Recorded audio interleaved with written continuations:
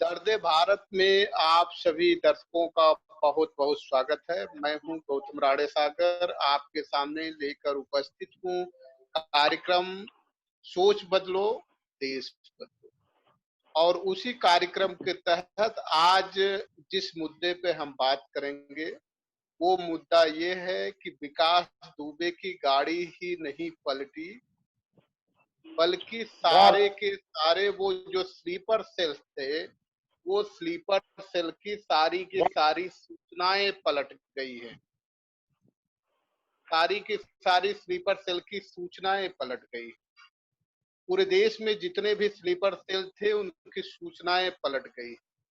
दो तीन घटनाओं को हम इसको जोड़ेंगे और उसी में लोगों के विचार लेंगे।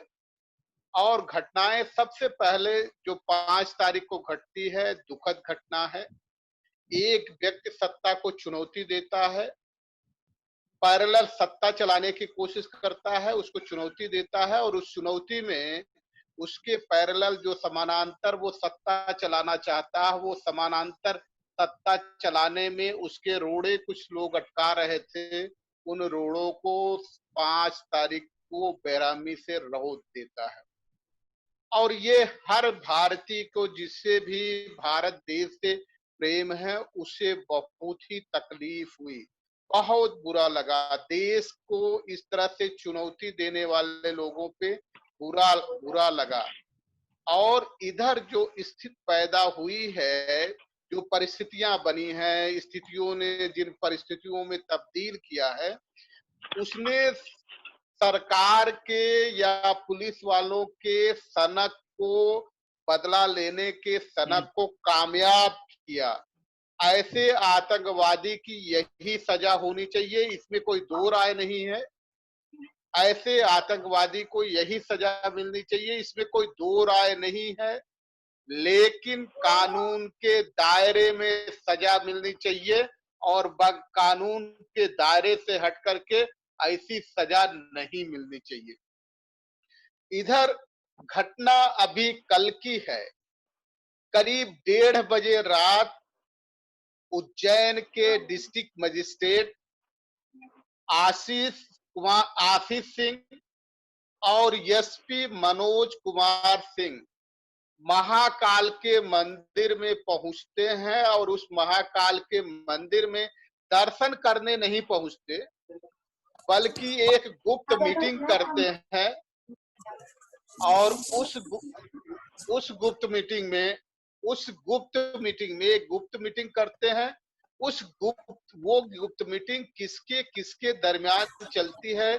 डिस्ट्रिक्ट मजिस्ट्रेट और सुपरिटेंडेंट ऑफ पुलिस उज्जैन के अलावा नहीं पता कि किसके किसके साथ वो मीटिंग चलती है। और उसी समय सुबह 5:30 बजे की घटना है। एक व्यक्ति सीसीटीवी फुटेज के सामने आकर के अपना मास्क हटाता है और मास्क हटाने के बाद कहता है कि मैं विकास दुबे हूं, कानपुर वाला। लोगों को पहचान बताता है। एक वहां का चौकीदार या गार्ड जिस व्यक्ति को पकड़ लेता है और वो व्यक्ति जब एसटीएफ यूपी के संपर्क में आता है, उसके कब्जे में आता है। अभी जो रिपोर्टिंग करने वाले पुलिस वाले थे, उन्होंने जो आंकड़े प्रस्तुत किए हैं उसके मुताबिक कि वहां से एसटीएफ ने, जो मध्य प्रदेश की पुलिस थी, बकायदा उसे स्कॉर्पियो पे ले आ रही थी।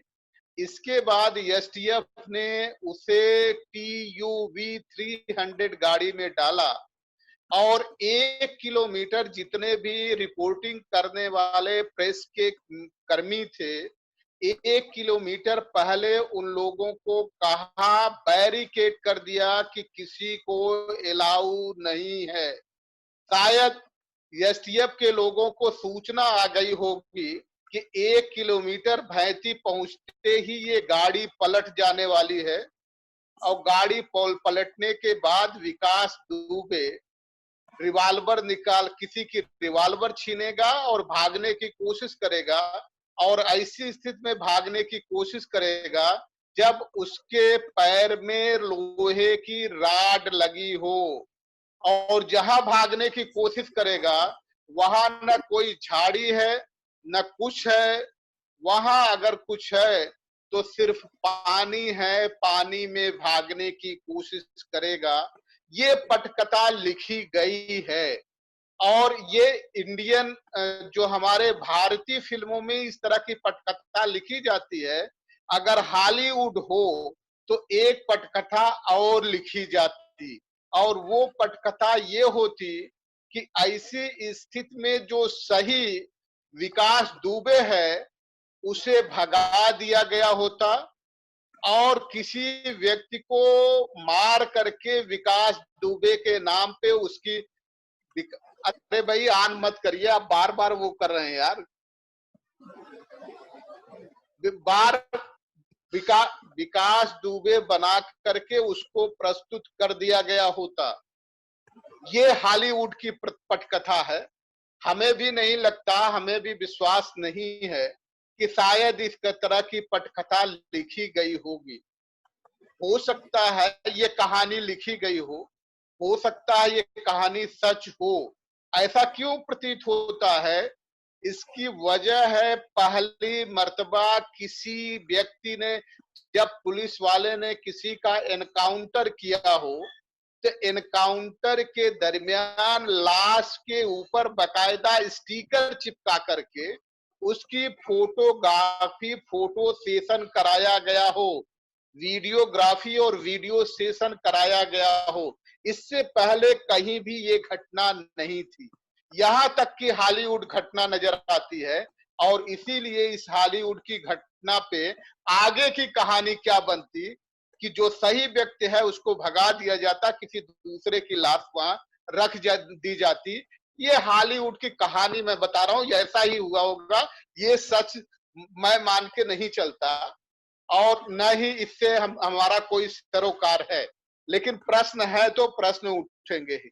अगर आज जो हमें सबसे दुखी करता है, दुखी ये करता है कि पुलिस को अभियोजन तैयार करने का अधिकार है, मुकदमे दर्ज करने का अधिकार है, मुकदमे के साथ अभियुक्त को कोर्ट में पेश करने का अधिकार है, लेकिन किसी भी कीमत पर पुलिस को दंड देने का अधिकार नहीं है।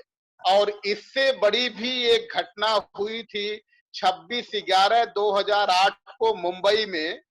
वहां भी आपने देखा होगा, अजमल कसाब को बकायदा, जब कोई जज नहीं मिल रहा था तो निकम को वहां जब कोई एडवोकेट नहीं मिल रहा था तो निकम को एडवोकेट नियुक्त किया गया और बकायदा उसकी प्रोसीडिंग चली।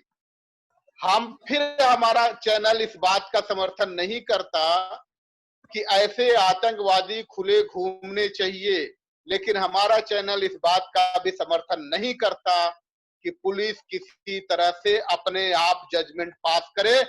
इसी चर्चा को आगे बढ़ाएंगे, और चर्चा में हम अपने अतिथियों को शरीक करेंगे। सबसे पहले अतिथियों का परिचय करा दें। हमारे बीच में डॉक्टर जयप्रकाश करदम साहब उपस्थित हैं, जो प्रख्यात साहित्यकार हैं, और नाम के लिए नाम ही पर्याप्त है, देश के किसी भी कोने में बोल दिया जाए तो बड़े आसानी से लोग इनको पहचान लेते हैं।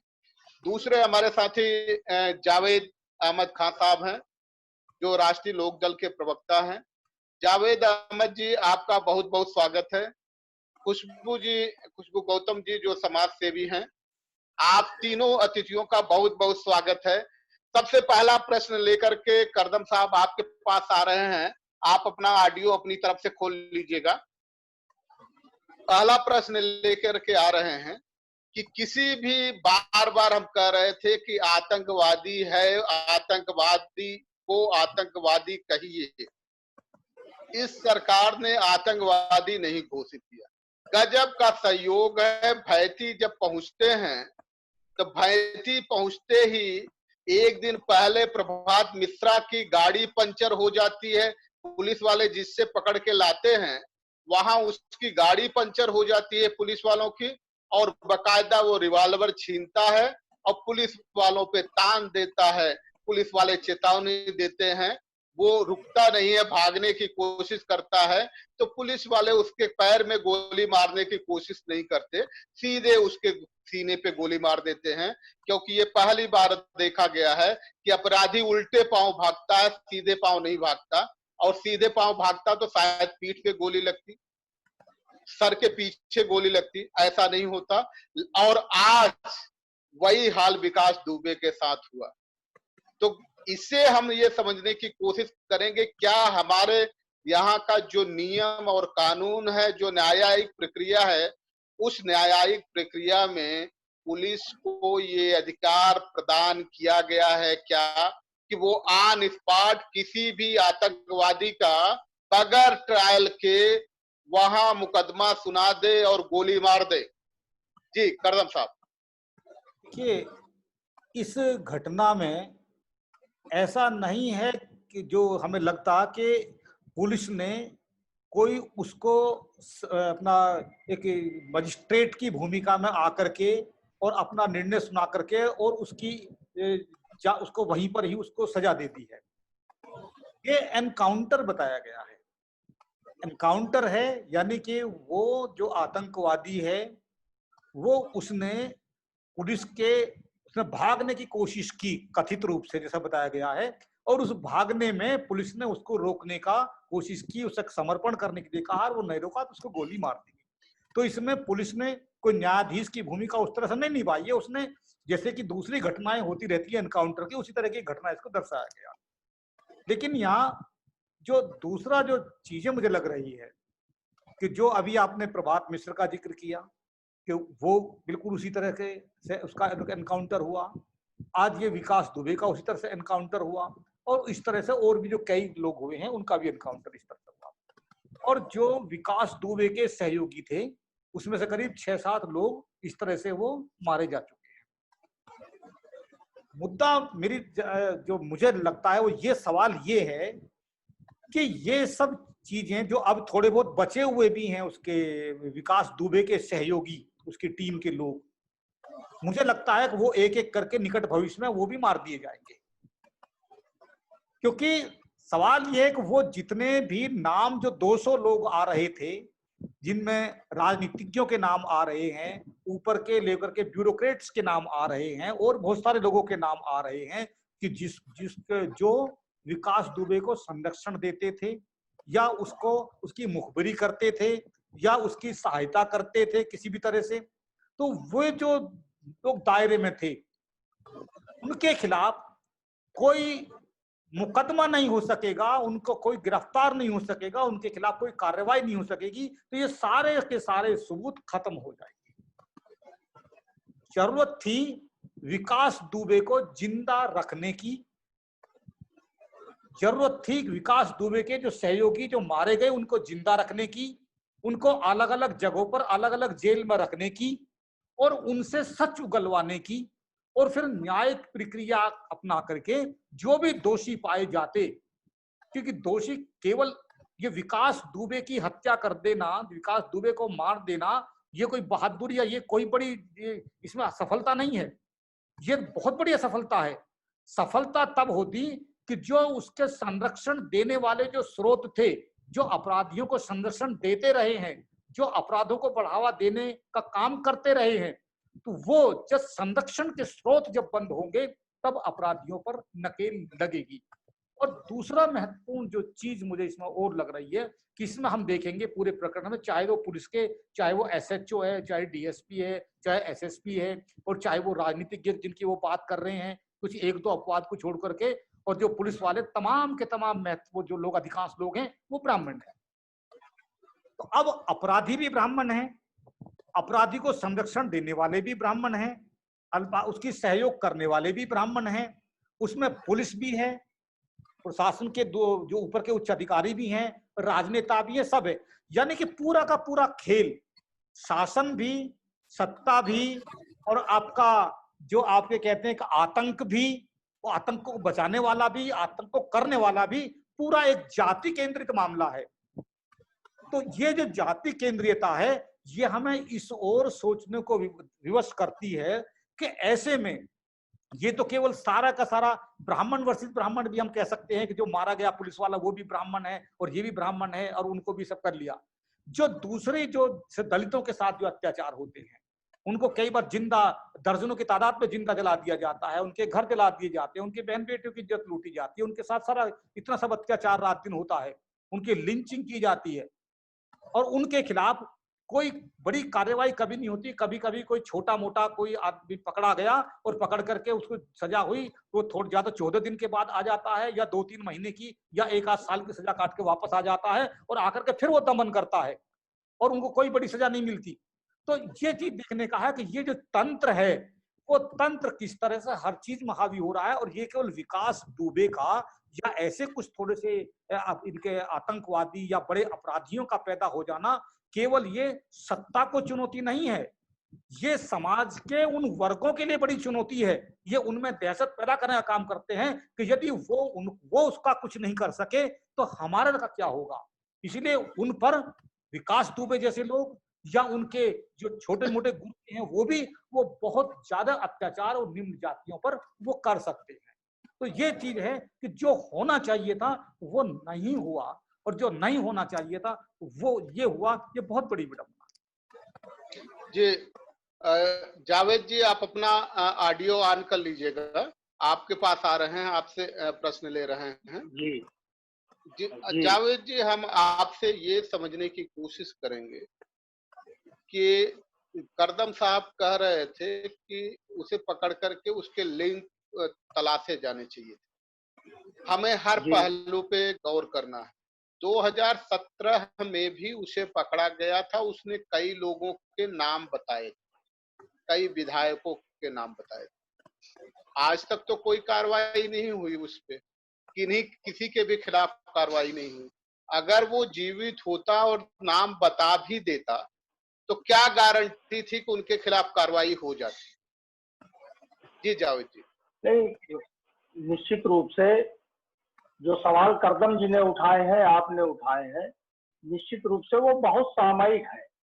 ये देखिए, कल से ही तस्वीर बड़ी स्पष्ट हो गई थी उसके आत्मसमर्पण के बाद या गिरफ्तारी की जो भी स्क्रिप्ट थी, उसके बाद वो स्पष्ट होने लगा था। जब बड़े दबाव में विकास दुबे की मां से बयान दिलवाया गया और पिछले बयान से जिस दिन घटना हुई थी 2-3 तारीख की रात में, और उसके बाद जो सुबह विकास दुबे की मां सरला देवी ने बयान दिया था कि वो भाजपा में थे और कल उनका बयान आया कि वो सपा में थे। देखिए, बहुत स्पष्ट है, ये एनकाउंटर विकास दुबे का नहीं हुआ, ये उन सवालों का हो गया जो इस व्यवस्था पर प्रश्न चिन्ह लगा रहे थे। ये जो नेक्सस काम कर रहा है इस देश की राजनीति में, इस देश की ब्यूरोक्रेसी में अपराधियों के साथ मिलकर, ये उसका खुलासा होने से उत्तर प्रदेश में बचा है।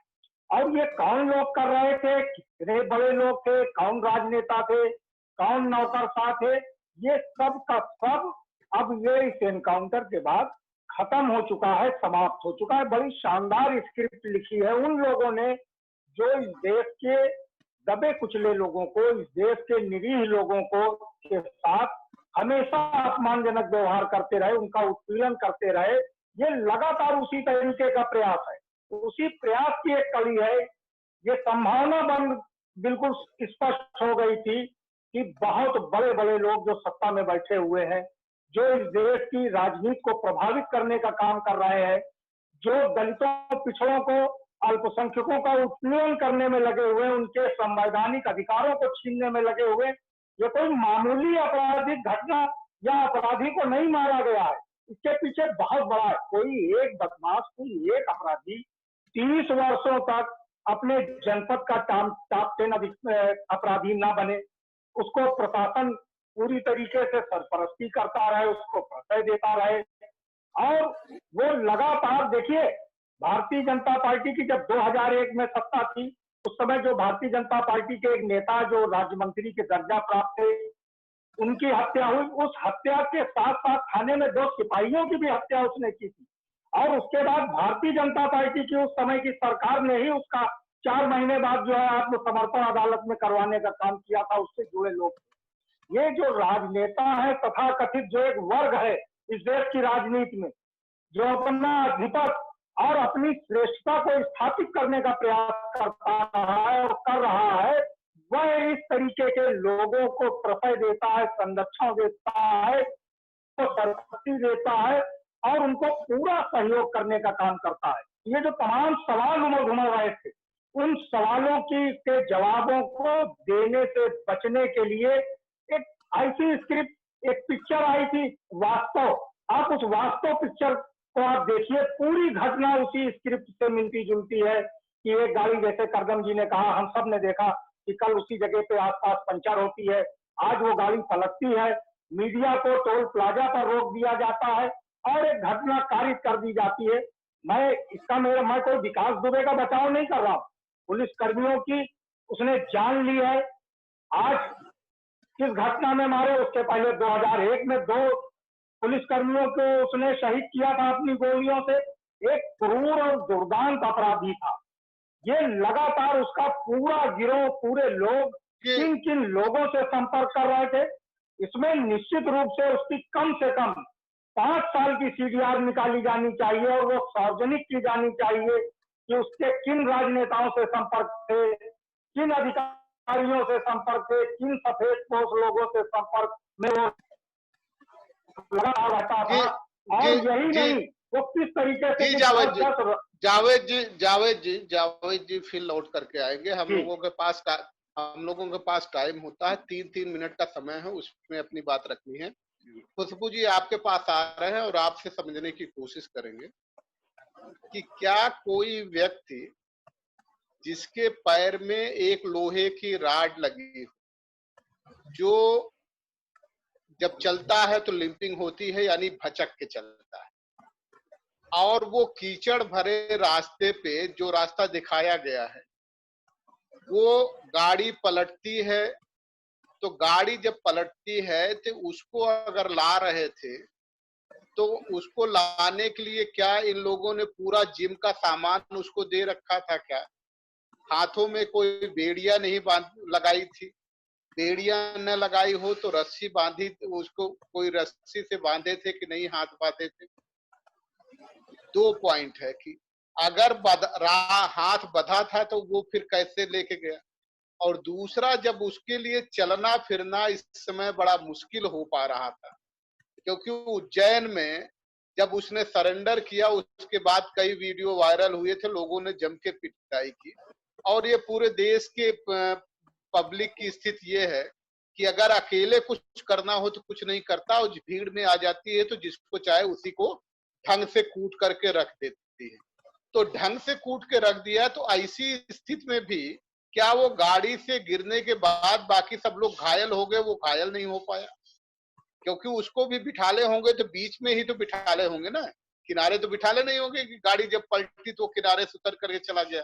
तो ऐसी स्थिति में क्या वो जा सकता था क्या, या ये कहानी लिखी गई है, ये एक स्टोरी बनाई गई है? खुशबू जी।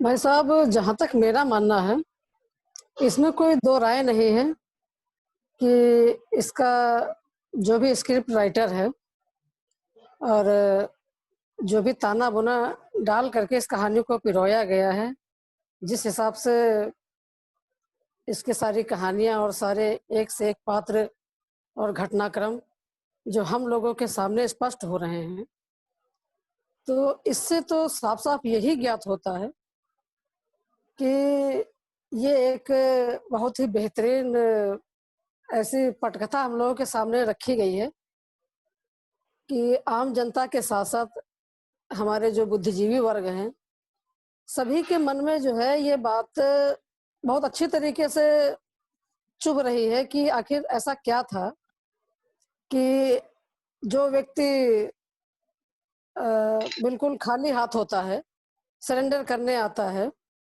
या यूं कह लीजिए कि सारी स्थितियों को जानते हुए भी हमारी पुलिस प्रशासन जो है, इतनी बड़ी घटना हो जाती है उसको गिरफ्तार नहीं किया जाता। हम देखते हैं कि छोटी से छोटी जो भी घटनाएं होती हैं उनका तुरंत निर्णय लिया जाता है अब चाहे वो और भी अन्य कई घटनाएं हैं, सभी को ज्ञात है, सभी के संज्ञान में भी है।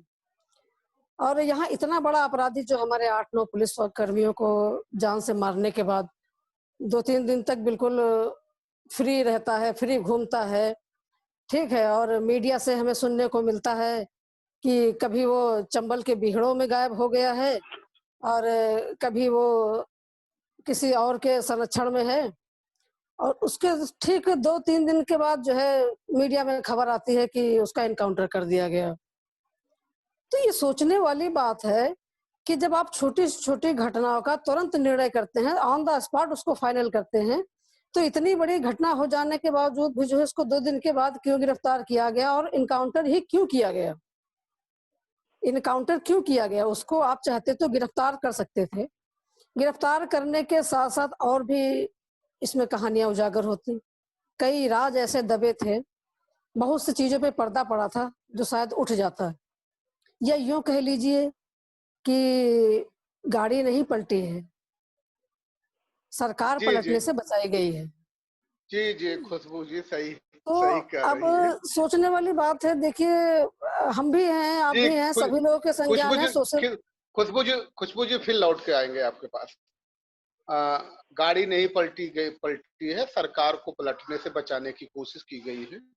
अच्छा डायलॉग है, बहुत अच्छा डायलॉग। करदम साहब आपके पास आ रहे हैं और आपसे समझने की कोशिश करेंगे कि हमारा जो कंसर्न है, जो हम दुखी हो रहे हैं, दुखी, ऑडियो खोल लीजिएगा करदम साहब। जो हम दुखी हो रहे हैं, हमारे दुखी होने की वजह ये है कि अगर इसी तरह से होता रहा तो जो सत्ता में बैठे हुए लोग हैं वो जब चाहेंगे, जहां चाहेंगे, जैसे चाहेंगे पुलिस का दुरुपयोग करा करके उसे मरवा देंगे। तो फिर इसका क्या मतलब है कि हमारे देश से जुडिशरी खत्म हो जानी चाहिए और ये चलना चाहिए। करदम साहब। ये आप जो कह रहे हैं ऐसा होगा, होगा नहीं, हो रहा है और होता आ रहा है। आप जो मैं अभी जिक्र कर रहा था कि जो दलितों पर जितनी घटनाएं होती हैं, अल्पसंख्यकों पर जितनी घटनाएं होती हैं, आदिवासी इलाकों में जितनी घटनाएं हो रही हैं उत्पीड़न की, उन उत्पीड़न की घटनाओं में जो पुलिस की पहली जिम्मेदारी होती है कि जो भी आरोपी होते हैं ना केवल उनको गिरफ्तार करना बल्कि जांच में उनके विरुद्ध सबूत जुटाना। तो ये हर घटना के साथ ये आ रहा है कि पहली बात तो वो गिरफ्तार नहीं किए जाते, जो गिरफ्तार किए जाते हैं उनके ऊपर जो जांच इस तरह की जाती है, सबूत इस तरह से, सबूत के नाम पर बहुत जो गंभीर सबूत होते हैं वो नहीं लिए जाते, हल्के फुल्के सबूत लिए जाते हैं ताकि उनके खिलाफ हल्की फुल्की धाराओं में ही केस दर्ज किए जा सके। और फिर वो चूंकि सबूत नहीं जुटाए जाते वहां पे, और जहां भी जिस अदालत में जहां भी जाते हैं, चाहे वो लोअर कोर्ट में जाते हैं, चाहे सेशन कोर्ट में, हाई कोर्ट में या आगे तक जहां भी जाते हैं, तो वो सबूत ना होने का एक आधार मिल करके वहां से वो सब उनको बरी हो जाते हैं, कहीं किसी को कोई नहीं होता। यहां तक कि मैंने पहले भी एक बात जिक्र किया कि माने लक्ष्मणपुर बाथे गांव में जहां दर्जनों लोगों को मारा गया और पूरा देश में सारा कुछ हुआ, उसी दौर में पिपरावा में, साडूपुर में वहां बहुत बहुत घटनाएं हुई, बेलछी में घटना हुई और यहाँ पे कंझावला में घटनाएं हुई। इतनी सारी घटनाओं पे बड़ा एक मास लेवल पर दलितों की हत्या हुई थी, कहीं पर आग में झोंक करके, कहीं उनको रात में के घर जला करके, कहीं कुछ। लेकिन किसी भी एक भी घटना के आरोपियों को, एक को भी आज तक कभी फांसी की सजा नहीं हुई, और उनमें जो पकड़े भी गए थोड़े बहुत, वो तुरंत 1-1, 2-2 साल की वो सजा दे वहां से आकर के और आगे। तो कहाँ जुडिशरी है, कहाँ लोकतंत्र है? आखिर इस देश का जो आम नागरिक है, जो पिछड़ा हुआ है, जो दलित है, जहां जिसकी जो राजनीति में नहीं है, जो जो जो उसमें ब्यूरोक्रेसी में नहीं है, जो जुडिशरी में नहीं है, जो मीडिया में नहीं है, जहां तक उस जो कहीं उसकी पहुंच नहीं है, आखिर उसकी पैरवी कौन करता है? कोई उसकी पैरवी करने वाला नहीं है। सब उसके खिलाफ उन अपराधियों को बचाने वाले लोग हैं, वो अपराधी बचाए जाते हैं। तो इसलिए ये सवाल जितने भी सारे खड़े हो रहे हैं, ये हमारे लोकतंत्र पर सवाल खड़े हो रहे हैं कि संविधान को किस तरह से ध्वस्त किया जा रहा है, संविधान को किस तरह से एक मजाक की चीज बनाया जा रहा है, संविधान को किस तरह से एक खूबसूरत एक कविता की तरह एक एक बनाया जा रहा है। कोई एक अच्छी कविता है, उसे सुन लीजिए तो बड़ा अच्छा है, उसमें ये धाराएं हैं, उसमें सब चीजें, लेकिन जमीन के स्तर पर संविधान को खत्म किया जा रहा है। जो हमारी जो दूसरा जो सामाजिक जो वर्चस्व वाली ताकतें हैं वो ज्यादा वो मजबूत हो रही हैं और वो लोकतंत्र को अपने अनुसार वो नचा रही हैं देश को, और वो लोकतंत्र की हत्या कर रही है, गला घोट रही है। तो ये सवाल लोकतंत्र पर है सारे के सारे कि लोकतंत्र कैसे बचे।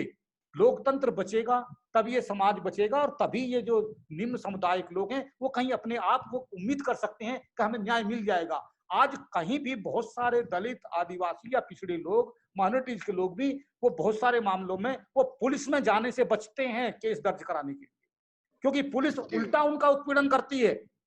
तो वो कहाँ किससे, जिनसे उसको न्याय के लिए संरक्षण चाहिए, अपराधियों से, जहां उनको इन आतंक से संरक्षण चाहिए और जहां संरक्षण मिल सकता है वहीं से उनको संरक्षण नहीं मिलता और वहीं पे सबसे ज्यादा उनको उत्पीड़न मिलता है, तो वहां जाने से ही वो लोग डरते हैं।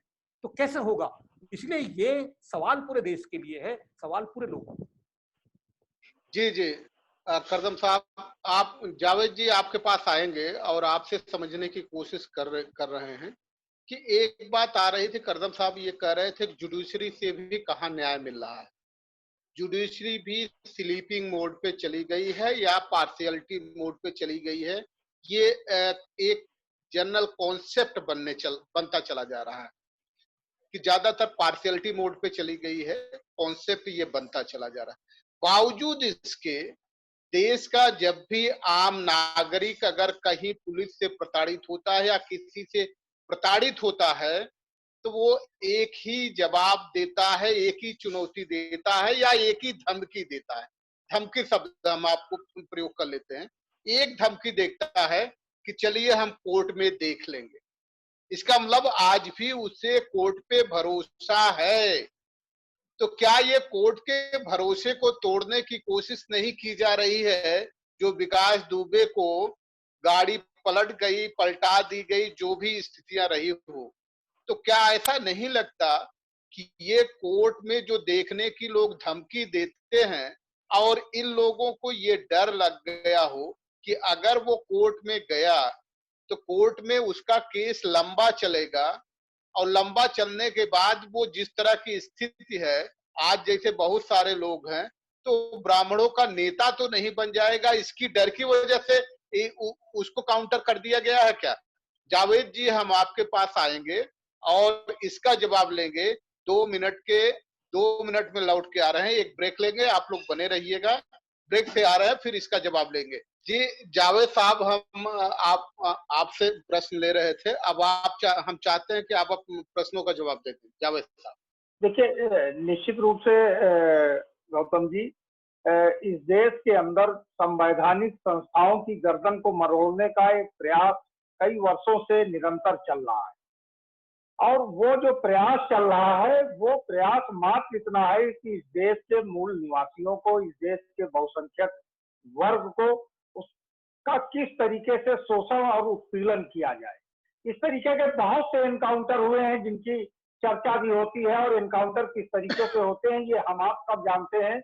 ये फिल्मी कहानियों की तरीके से होते हैं। एक अवसर था विकास दुबे को जिंदा कानून के हवाले करने का, कि जिससे ये इस देश के राजनेता, उत्तर प्रदेश के राजनेता अपनी छवि को, कलंकित छवि को बहुत साफ सुथरा कर सकते थे। लेकिन उसको उन लोगों ने मनमाना पूर्ण रवैया अपनाया और इस तरीके की छूट दी गई कि जो मामले कोर्ट में तय होने चाहिए थे उसको सड़क पर तय कर दिया गया। हमारा जुडिशरी सिस्टम जो है, निश्चित रूप से आज जो समाज है वो अदालतों पर भरोसा करता है, विश्वास करता है। लेकिन ये विश्वास धीरे धीरे इसलिए टूटता जा रहा है कि सरकार ने संवैधानिक संस्थाओं को जिस तरीके से अपाहिज बनाने का काम किया, जिस तरीके से वो उनकी गर्दनों को मरोड़ने का काम कर रही है, उससे ये जो एक भरोसा और विश्वास है, ये भरोसा और विश्वास भी धीरे धीरे टूटने की तरफ जा रहा है। पुलिस हो या नौकरशाही हो या राजनेता हो, अपराधी हो, इसका एक नेक्सस है। और सभी राजनीतिक दलों को, हम केवल सत्ताधारी दल की बात नहीं कर रहे हैं, सत्ताधारी दल के पास तो एक बहुत बड़ा अवसर था कि इस अवसर का वो लाभ लेकर अपनी जो छवि उसकी धुंधली हुई थी उसको वो साफ कर लेती, और इस देश के और प्रदेश के जितने भी राजनीतिक दल हैं, राजनेता हैं, उनको भी बहुत स्पष्ट रूप से कहना चाहिए था कि उसको जिंदा लाया जाए, कानून के हवाले किया जाए, उसका सड़कों पर नहीं, खेत पर नहीं, जंगल में नहीं, उसका अदालत की परिधि के अंदर उसका ट्रायल हो, और जो दूध का दूध है वो दूध का दूध हो और पानी अलग हो, लेकिन उस पर भी पर्दा डालने का पूरा प्रयास किया गया। कदम जी जैसे कह रहे थे, आप देखिए इससे बड़ी नृशंस घटना, हमारे आदिवासी भाई शहीद हुए थे सोनभद्र में पिछले वर्ष, लेकिन क्या उसमें जो गिरफ्तारियां हो क्या नहीं पुलिस कर सकती थी? क्यों नहीं किया गया? क्योंकि शहीद हुए थे आदिवासी लोग, और जिन लोगों ने आदिवासी भाइयों को शहीद करने का काम किया था खेतों पर, वो किन जातियों के लोग थे, किस तरीके के लोग थे, उनको कानून के हवाले किया गया।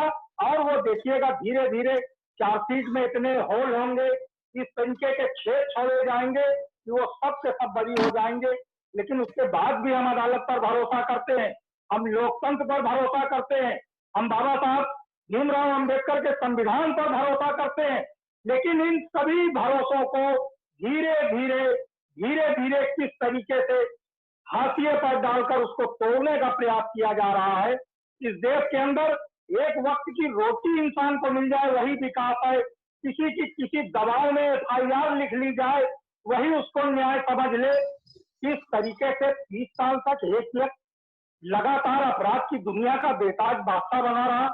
देश का कोई ऐसा राजनीतिक दल नहीं है कि जिसमें राजनीति करने अरे वाले भाई नेताओं से उससे संबंध न जा, रहे हो। जावेद जी प्रश्न ये है कि कितने दिन तक वो बेताज बादशाह बना रहा, वो ठीक है। आज जो हम बात कर रहे हैं, आज हम बात ये कर रहे हैं कि अगर वो अरेस्ट हुआ है तो उस बेताज बाद जो अरेस्ट हो गया है, उस बेताज बादशाह के जो गुनाह हैं, उस गुनाहों को कोर्ट तय करेगा या पुलिस तय करेगी? आज निश्चित आज रूप से बात वही मैं कह रहा हूँ, हाँ, बिल्कुल निश्चित रूप से गुनाहों को तय करने का पूरा अधिकार न्यायालय को है, पुलिस को नहीं है। पुलिस उसके खिलाफ जो भी सबूत थे उनको जुटाकर न्यायालय में पेश करने का काम करती, उसके बाद न्यायालय सबूतों के आधार पर तय करता, निश्चित रूप से उसको सजा देता। अगर पुलिस की जांच बहुत अच्छी दिशा में होती, वो हर तकनीक का सहारा लेकर जांच के बाद वो चार्जशीट लेकर जाती, तो न्यायालय निश्चित रूप से कहीं ना कहीं उसके गुनाहों की उसको सजा देने का काम करता। इतना ऐसा नहीं हो पाया।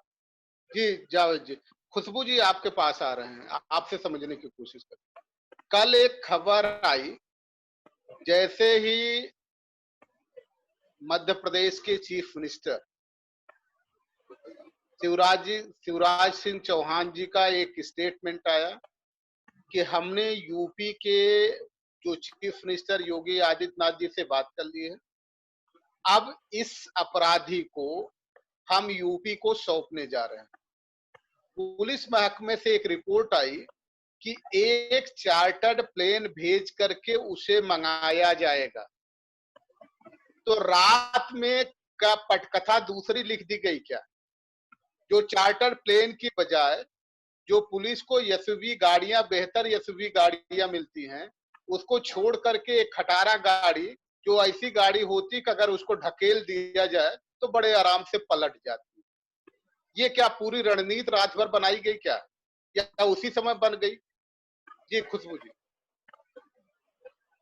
देखिए भाई साहब, यहाँ पर ये कोई शक की बात नहीं। यदि हम यहाँ पर ये बात कहें कि ऐसा भी हो सकता है कि इतनी बड़ी घटना के बाद उसको ना तो सजा मिली, ना तो गिरफ्तार किया गया, और जब गिरफ्तार भी होता है तो इस हिसाब से नाटकीय ढंग से वो गिरफ्तार होता है कि हम लोग जो है इस चीज पे कई सवालिया निशान भी उठाते हैं। और क्या ऐसा नहीं हो सकता कि जब 2 दिन के बाद उसको गिरफ्तार किया गया तो हो सकता है कि उसने अपने आकाओं की बात ना मानी हो, या जो संरक्षण उसको मिल रहा हो, जिसने उसको पाला पोसा और उसको तैयार किया। क्या यहाँ पर ये भी बात समझने वाली है, विकास दुबे जैसे व्यक्ति आखिर आते समाज में कहाँ से हैं? इनको कौन संरक्षण देता है, कौन आगे बढ़ाता है। यदि इनकाउंटर ही करना था इन लोगों को, तो जब विकास दुबे ने थाने में घुस करके मर्डर किया था, तो हमारे जो पुलिसकर्मी हैं, यदि चाहते तो एनकाउंटर उसी समय कर देते। पर ऐसी कोई शक्ति, ऐसी कोई पावर उनको रोक रही थी ऐसा करने से। शायद उस विकास दुबे के ज़रिए से आगे बहुत से ऐसे काम कराने थे, जो राजनीतिक लोगों के फ़ायदेमंद और उनकी कार्यशैली पर बहुत बेहतर साबित होते, और ऐसा ही होता आया है। जी। कभी आप विकास दुबे को दुबे बताते हैं, कभी उसको यादव बताते हैं। आखिर इन सब चीज़ों की ज़रूरत क्या है? क्यों हमारी आम जनता को, या हमारे मीडिया, या हमारी जो भी जनता है, जो सजग जनता है, आखिर उसको भ्रमित करने का प्रयास क्यों किया जा रहा है? यहाँ पर उसको जाति से क्यों जोड़ा जा रहा है? उसको क्यों कभी यादव बताते हैं, कभी दुबे बताते हैं? आखिर इसके पीछे क्या मंशा है? जी, जी, अब तो वो समय निकल गया। अब वो हाँ, समय खुशबू नहीं, जी निकल गया, फिर हम आपके पास आएँगे, क्योंकि अब न यादव बताने का समय रह गया, न दुबे बताने का समय रह गया। जो था अब वो निपट चुका है। करदम साहब, तीसरा एंगल जो है, उस पे चर्चा करना आज का मेन हमारा जो मुख्य लक्ष्य है, उस पे चर्चा करना। पहले जो खबर आई कि चार्टर्ड प्लेन भेज करके उसको मंगाया जाएगा, मुझे लगता है, और जो घटनाएं घटी है उसको तारतम्य से जोड़ा जाए, तो बहुत सारे लोगों से हमने चर्चा की, मीडिया के अपने बंधुओं से, तो उन्होंने दबे जुबान इस बात को स्वीकार किया। उन्हें ये लगा कि अगर कोर्ट में पेश किया जाएगा, तो कोर्ट में केस बहुत दूर तक जाएगा, काफी समय लेगा, 8 साल, 10 साल, 15 साल, 20 साल। कोई इसके खिलाफ गवाही देगा नहीं देगा, वो बात की बात। लेकिन उससे पहले 2022 का चुनाव आ जाएगा, और 2022 के चुनाव में ये ब्राह्मणों का हीरो बन जाएगा। और अगर ब्राह्मणों का ये हीरो बन गया, तो कहीं ऐसा न हो जाए कि हमारी जो सत्ता है उसके जो 2 पांव है, 2 पांव उखाड़ करके किनारे कर दे हमारी सत्ता की कुर्सी।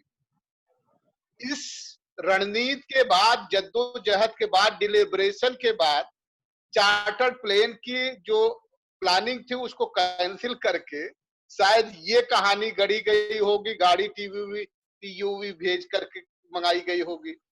ऐसा काफी लोगों का ये मानना है कि लोगों को लगा, चूंकि बहुत सारे लोग कह रहे थे, जैसे बहुत सारे अभी लोग हैं जो डर दिखाते रहते हैं, लेकिन ब्राह्मणों का कोई इस तरह का अभी नेता नहीं है जो पूरे देश में एक अपनी पहचान बन सके।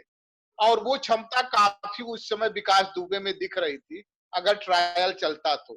आपका क्या दृष्टिकोण है करदम साहब? ऑडियो खोल लीजिए, ऑडियो खोल लीजिए।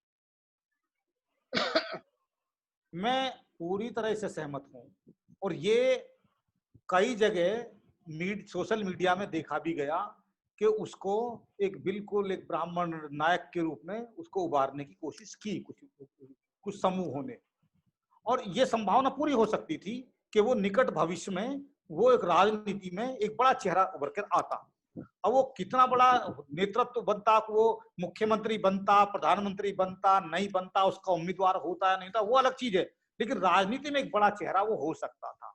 क्योंकि ऐसे उदाहरण हमारे सामने अतीत में आए हैं। जैसे मैंने पहले भी एक बार जिक्र किया था कि जब फूलन देवी को जिस दारा सिंह ने मारा, उनकी कोठी में जाकर के मारा, वो सांसद थी, और उसके बाद में उसको, क्योंकि वो ब्राह्मण ने जो भी था वो क्षत्रिय था, तो उसको वो हिंदू सम्राट के रूप में कह करके उसको, और बड़ा उसको उसका गौरव बढ़ाया गया, उसका खूब प्रचार किया गया, और वो बाद में जेल में से कुछ दिन रहा, और निकलने का आने के बाद में वो राजनीति में आता है बाकायदा, और एक नायक की तरह उभरता है वो। इसी तरह से आप देखेंगे कि जिन्होंने वो केरल में जो हमारे वो जो ईसाई मिशनरी के थे, वो उनको कार में ही उनको मार दिया गया था, और उनको था, उसका नाम भी शायद दारा सिंह या धारा सिंह ही था कोई, है ना। उसको भी इसी तरह से वो हिंदू वो सम्राट करके, हृदय सम्राट करके, और उसको भी कहा गया था। कर्नाटक का, तो वो भी बाद में वो भी राजनीति में आया था। तो ये इस तरह के, हाँ, तो इस तरह के जो तत्व हैं, तो इसकी भी पूरी संभावना थी। लेकिन मुझे ये लगता है कि ये चुनौती वो सत्ता को चुनौती नहीं दे रहा था, वो अपना एक साम्राज्य स्थापित कर रहा था। और उसके जो ये 8 पुलिस कर्मियों की हत्या, मैं वो पहली घटना को भूल जाता हूं कि जहां उसने थाने के अंदर जाकर के एक राज्य मंत्री का दर्जा प्राप्त एक राजनेता को वहां हत्या की और वहीं पर 2 पुलिसकर्मी भी मारे गए, मैं उसको छोड़ देता हूं फिलहाल। लेकिन अब जिस तरह से उसने 8 पुलिसकर्मियों की और नृशंसता पूर्वक जिस हत्या की है, ओ तो ये अजमल कसाब में और इसमें विकास दुबे में मुझे कोई अंतर दिखाई नहीं देता। अजमल कसाब को केवल ये कहकर के वो दूसरे मुल्क का है और वो आतंकी है और वो हमारे देश पर हमला कर रहा है। लेकिन विकास दुबे भी पुलिसकर्मी, जो एक सरकारी कर्मचारी है और पुलिस है, उस पर सरकारी कर्मचारी पर हमला करना, आक्रमण करना, वो अपने आप में एक राष्ट्र पर हमला होता है। और 8 पुलिस कर्मियों की हत्या करना, ये राष्ट्र पर हमला होता है। तो जो अजमल कसाब जिस अपराध का दोषी है, जो सजा का वो हकदार है, उसी सजा का हकदार विकास दुबे है। और अजमल कसाब को इसीलिए नहीं मारा गया। अजमल कसाब को भी हमारी पुलिस जब चाहती, एसटीएफ जब चाहती मार सकती थी, लेकिन नहीं मारा गया। और यहां तक कि उसको जेल में भी पूरे प्रोटेक्शन के साथ रखा गया, पूरी हिफाजत के साथ रखा गया, उसको उसकी पसंद का खाना भी दिया गया, सब दिया, ताकि उससे हम स्रोत निकलवाएं। उसका स्रोत निकलवाने के बाद में उससे अधिक से अधिक ढंग से जो भी कुछ कर सकते हैं और जो एक प्रक्रिया न्यायिक होती है उससे गुजारने के बाद जो किया जा सके।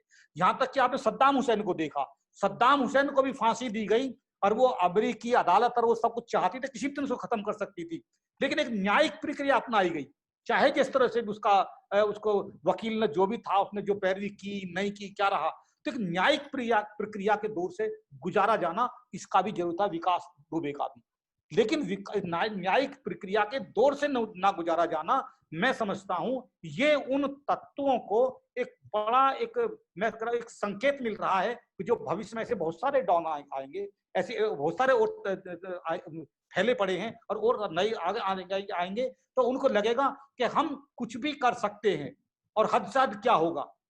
तो ये जो चीज है, मैं समझता हूं ये सत्ता को समझना चाहिए, ये हमारे जो पूरा तंत्र है उसको समझना चाहिए कि हम केवल उसको, विकास दुबे को केवल एक अपराधी या केवल हत्यारा नहीं मान रहे, उसको हमें राष्ट्र विरोधी एक एलिमेंट के रूप में हमें देखना चाहिए कि उसने राष्ट्र पर उसने हमला किया है 8 पुलिसकर्मियों के द्वारा। और एक राष्ट्र पर हमला करने वाले व्यक्ति का केवल यही सजा नहीं होती कि हमने ऑन द स्पॉट उसको मार दें, बल्कि उसके जो भी उसके स्रोत हो सकते हैं, जो भी उसके जहां से उसको जो परामर्श मिल रहा है, जहां संसाधन मिल रहे हैं, जहां से उसको शक्ति मिल रही है, जहां से उसको सब कुछ मिल रहा है, उसके उन स्रोतों को नष्ट करना, ये हमारा आतंक होता है। आतंकवाद को में खत्म करना होता है, अपराध को खत्म करना होता है, अपराध की जड़ों तक जाना होता है, उसको जड़ों को नष्ट करना होता है। ये तो हमने टहनी को काट दिया, जड़ें हमारी वो पेड़ अपराध का, वो जो का त्यों, जो सिस्टम का, जो भ्रष्टता का जो सिस्टम है, वो जो का त्यों है। जब तक उस सिस्टम की उन जड़ों तक हम नहीं जाएंगे, और वो जड़ों तक तभी जा सकते थे यदि हम विकास दुबे को जिंदा रखते और तो न्याय जी जी करदम साहब, जावेद जी आपके पास आ रहे हैं और यही समझने की कोशिश करेंगे।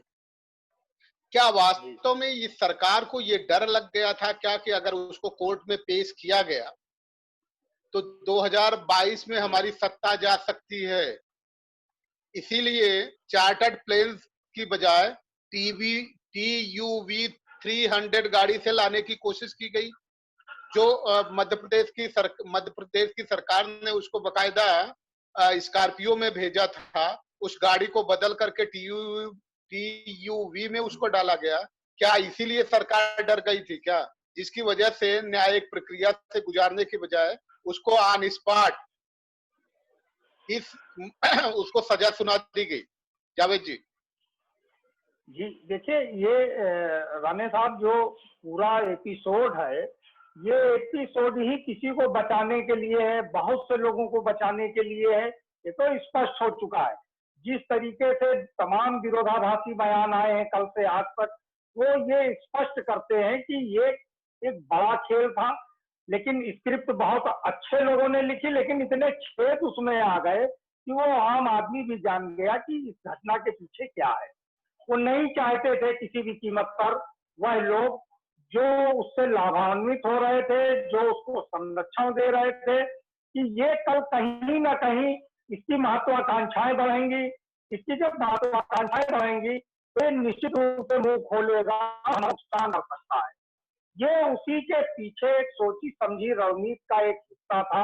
इस तरीके से हुआ। जो सवाल आपने उठाया चार्टर्ड प्लेन का, निश्चित रूप से अगर चार्टर्ड प्लेन से लाया जाता तो एयरपोर्ट शहर के आसपास है, हर जगह करीब करीब, वो वहां से उतारा जाता तो इस तरीके से ये मुठभेड़ होना संभव नहीं हो पाता। इसीलिए उसको दिन भर गाड़ी चल के गई, तमाम बातें कही गई कि ड्राइवर नींद में था, डिवाइडर पे चढ़ गया, ये हो गया, वो हो गया। लेकिन जो चीजें सामने आ रही हैं उससे बिल्कुल स्पष्ट हो गया है कि किन लोगों के इशारे पर न्यायिक प्रक्रिया को किन लोगों ने अपने हाथ में लेकर इस तरीके का काम दिया है। विकास दुबे हो या कोई भी अपराधी हो, जो भी इस देश के नागरिकों पर, इस देश की संपत्ति पर, कदम जी ने बहुत सही कहा कि अजमल कसाब और विकास दुबे में जैसे अपराधियों में कोई अंतर नहीं है। हाँ, एक अंतर माना जाएगा कि वो एक विदेशी सत्ता के इशारे पर हमारे यहाँ सद्भावना को बिगाड़ने के लिए, हमारे लोगों की हत्या के लिए आया था। एक वह व्यक्ति जो सत्ता में बैठे हुए लोग, चाहे कल सत्ता रही हो, चाहे आज की सत्ता हो, मतलब पूर्व और वर्तमान से मेरा कोई मतलब नहीं है, जो भी सत्ता रही हो, जो भी नौकरशाही रही हो, जिन लोगों ने संरक्षण दिया है वह सब लोग बिल्कुल अपने आप को सेफ जोन में इस समय महसूस कर रहे हैं कि अब जी जी जिससे हमारे जी जी संबंध थे जी वो अब इस दुनिया जी में जी नहीं रहा और चीजें जी स्पष्ट हो गई। लेकिन यहीं पर जी राणे साहब बहुत स्पष्ट है कि इसके लिए जो प्रयास है आपका वो सराहनीय है कि जो संवैधानिक संस्थाएं हैं उनको इस तरीके से तोड़ने का कुत्सित प्रयास किया जा रहा है। इसके लिए आवाज उठनी चाहिए कि जो अदालत का काम है वो अदालत करे, जो पुलिस का काम है वो पुलिस करे, जो नौकरशाही का काम है वो नौकरशाही करे, जो सत्ता में बैठे हुए लोगों का काम है देश का, प्रदेश का विकास, लोगों की पीड़ा को सुनना और समझना, वह उसको सुनने और समझने का काम करे। जी जी पुलिसकर्मी भी हमारे समाज के अंग है। जावेद जी फिर लौट के आने की कोशिश करेंगे। खुशबू जी, आपसे समझने की कोशिश करेंगे कि नींद आ गई थी या नींद उचट गई थी, इसी बीच का द्वंद्व है। ड्राइवर को नींद आ गई थी या कई लोगों की नींद उचट गई थी, जो अब नींद आने की स्थिति पैदा हो गई है। तो हम आपसे ये समझना चाह रहे हैं, क्या अब चैन की नींद आ जाएगी? क्या लोगों को, अगर न्यायिक प्रक्रिया, न्यायिक संस्थानों को ध्वस्त कर दिया जाए तो क्या नींद आ जाएगी? हो सकता है किसी की सनक को नींद आ जाए, लेकिन वैधानिकता पे तो सवाल हमेशा उठते रहेंगे और हम ये सवाल करते रहेंगे। तो आपसे ये जानना चाहते हैं, क्या जो न्यायिक संस्थान है उसको तोड़े जाने की जो कोशिश हो रही है उसको सही ठहराया जा सकता है क्या? और ये भी हमारा चैनल मानता है कि ऐसे दुर्दांत को सजा मिलनी चाहिए, लेकिन न्यायिक प्रक्रिया के जरिए मिलनी चाहिए। जी खुशबू जी, आपका दृष्टिकोण। बिल्कुल सही कहा आपने कि ऐसे अपराधियों को जो जिस हिसाब से सजा मिलनी चाहिए, बात वहां तक तो ठीक है। और रही ड्राइवर को नींद आने की बात, तो ड्राइवर को अभी नींद आई है, लेकिन हमारा सिस्टम बहुत सालों से नींद में है। हमें शिकायत विकास दुबे जैसे अपराधियों से नहीं है, हमें शिकायत उस सिस्टम से है जो सिस्टम ऐसे विकास दुबे पैदा करता है, या न जाने इतने ऐसे आगे आने वाले समय में कितने विकास दुबे पैदा होंगे। यदि हमारा सिस्टम, हमारी न्यायिक प्रणाली अगर इसमें सुधार नहीं हुआ तो इसमें कोई दो मत नहीं है कि आगे भी और भविष्य में भी ऐसे लोग पैदा होते रहेंगे। तो सबसे पहले हमें अपने सिस्टम को सुधारने की जरूरत है। उस सिस्टम में जो लोग बैठे हुए हैं, जिनके हाथों में सत्ता भी है, शासन भी है, और वो चाहें तो बहुत बड़ा बदलाव कर सकते हैं, या इस घटना से सबक लेकर के आगे कई जो भी आने वाला समय है ऐसे अपराधियों के पे लगाम लगाई जा सकती है। जी जी जी कौन से ऐसे खुशबू जी, रास्ते ऐसे हैं? जी खुशबू जी, ऐसे रास्ते ढूंढने की जरूरत है कि ऐसे अपराधियों पे लगाम लगाया जाए, लेकिन क्या करिएगा, ये हैवाने सियासत। जिनको भी आग लगाने का हुनर आता है वही हैवाने सियासत में नजर आता है। ये हैवाने सियासत का दौर है, और इस हैवाने सियासत में ये सच है कि अगर चार्टर फ्लाइट से, चार्टर प्लेन से जो लाने की कल प्लानिंग थी, बाकायदा प्रेस कॉन्फ्रेंस में इस बात की उद्घोषणा कर दी गई थी कि एसटीएफ चार्टर फ्लाइट से जाकर के, चार्टर प्लेन से जाकर के विकास दुबे को ले आएगी यहां। लेकिन फिर वही बात है कि हमारे देश की जो परिपाटी है वो अच्छे व्यक्ति को हीरो नहीं मानती।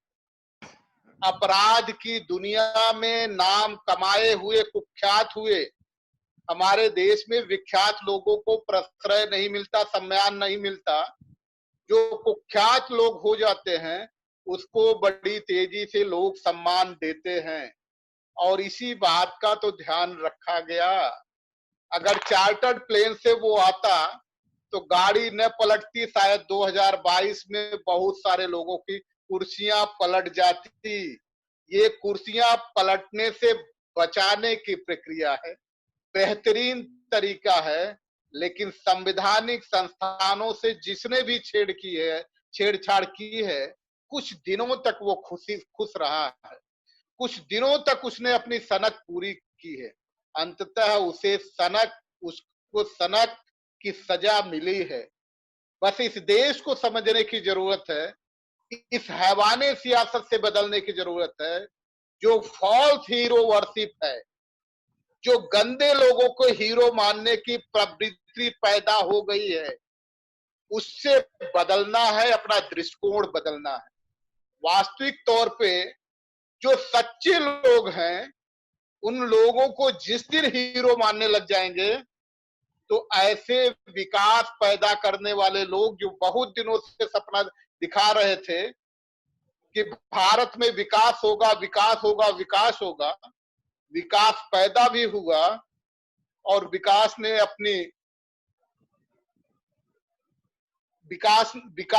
पूरी अपनी जल समाधि भी ले ली।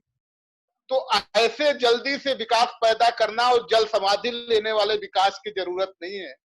इस देश में अनवरत चलने वाले विकास की जरूरत है, और वो विकास शिक्षा का विकास है, बेहतर तौर पर बौद्धिक विकास है, तर्क शक्ति का विकास पैदा हो। इसलिए इस देश में शिक्षित करने की जरूरत है। संवैधानिक संस्थानों को भी अब इस घटना के बाद सोचना पड़ेगा कि अगर अपराधियों को जल्दी से जल्दी हम न्याय दे सकें और वास्तविक अपराधी को न्याय दे सके, निर्दोष को न्याय न दे सके, तो शायद पुलिस इस तरह की हिमाकत न कर पाएगी। ये भी एक संदेश इस घटना में छुपा है। न्यायालयों को इस संदेश पे पूरी तरह से विचार करना चाहिए, चिंतन करना चाहिए कि क्या कमियां रह गई थी जिसकी वजह से पुलिस वालों ने ये काम अपने हाथ में लिया। ये न्यायालयों में बैठे हुए माननीय न्यायाधीशों को भी सोचने की जरूरत है, और ऐसा नहीं कि जब हम चीफ जस्टिस ऑफ इंडिया रहे, मैं माननीय न्यायाधीशों से कह रहा हूं कि जब चीफ जस्टिस ऑफ इंडिया रहे तब तो पूरा देश आपसे न्यायाधीश की उम्मीद लगाए बैठा है, धर्माधिकारी की न्याय लगाए बैठा है, और आपके हर आदेश को, हर फैसले को उसने न्याय माना है, संविधान की गरिमा माना है, और न्यायाधीश द्वारा दिया गया, धर्माधिकारी द्वारा दिया गया न्याय माना है। लेकिन जिस दिन आप सत्ता की कुर्सी से बाहर जाते हैं तो आप दो कौड़ी के चौराहे पे बैठे हुए लफंगों जैसा ट्वीट करते हैं। इस गरिमा को भी इस देश में मत बनने दीजिए। जो न्यायाधीश होता है परमानेंट न्यायाधीश होता है। आज ये कहा जा रहा है कि एक व्यक्ति मंदिर से पकड़ा गया, क्या किसी ने ये विरोध किया कि वो मंदिर से पकड़ा गया? क्यों पकड़ा गया? किसी ने कहा कि उसको धर्म के नाम पे, जात के नाम पे प्रताड़ित किया जा रहा है? इस तरह के विद्वेष मत फैलाइए। मंदिर से पकड़ा गया था और मंदिर में घुसेड़ा किसने, यही बात तो उठा रहे थे। District magistrate Ashish Kumar Singh, SP Manoj Kumar Singh 1:30 बजे रात महाकाल मंदिर में किससे मीटिंग कर रहे थे? प्रश्न तो यही उठता है, कौन था वहां? उन दोनों के अलावा अगर कोई तीसरा प्रकट हुआ है 5:30 बजे, तो वो केवल एक व्यक्ति प्रकट हुआ है, और वो प्रकट हुआ है विकास दुबे। और वो बकायदा अपना मुखौटा, मास्क हटा करके, नया नाम आ गया, मुखौटे को मुखौटा ही हम कहेंगे, मास्क नहीं कहेंगे। कुछ लोग मास्क के नाम पे सौदा कर लें, मुखौटा ही कहेंगे। मुखौटा हटा करके बकायदा सीसीटीवी फुटेज देता है और वो कहता है कि मैं विकास दुबे हूं, कानपुर वाला, उज्जैन पुलिस को इन्फॉर्म करिए। जब वो वहां सरेंडर करता है तो यहाँ किसी भी तरह से रिवॉल्वर लेकर के उस समय नहीं भागेगा जब जम करके उसकी कुटाई की गई हो। जैसे स्टालिन की वहां एक फिल्म, एक उसमें एक सिनेमा हॉल में पिटाई कर दी गई थी, जो अपना ही पिक्चर देखने, अपना ही आदेश देखने गए थे। कहानी बाद है, बड़ी होगी, उस पर हम नहीं जाएंगे। तब वो उठ नहीं पाए थे, तो ये कभी नहीं उठ पाता। ये निश्चित तौर पे 1922 में खिसकने वाली, पलटने वाली सत्ता को एक बार फिर से असफल प्रयास किया गया है संभालने का। आप सभी दर्शकों का बहुत बहुत धन्यवाद, हमारे अतिथियों का भी बहुत बहुत धन्यवाद। सभी को नमस्कार, तब्बा खैर, सत श्री अकाल, नमो बुद्धाय, जय भीम।